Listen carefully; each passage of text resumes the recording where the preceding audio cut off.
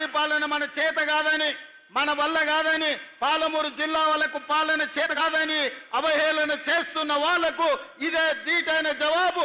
పాలమూరు వాళ్ళు తట్ట పని, పార పని, మట్టి పని కాదు, పరిపాలనలో కూడా నెంబర్ 1 గా దేశానికి ఆదర్శంగా నిలబడతామని, ఈ దేశానికి తెలంగాణ రాష్ట్రాన్ని ఆదర్శంగా నెంబర్ 1 గా తీర్చిదిద్దుతామని ఈ 16-17 నెలల్లో మనం నిరూపించినాం. కానీ ఇది సరిపోదు, ఇంకా ముందుకు వెళ్ళాలి అనంటే ప్రజలందరూ మమేకమై మనతో కలిసి వచ్చి మా అడుగులో అడిగేసి మమ్మల్ని ఆశీర్వదించి ముందుకు నడపండి.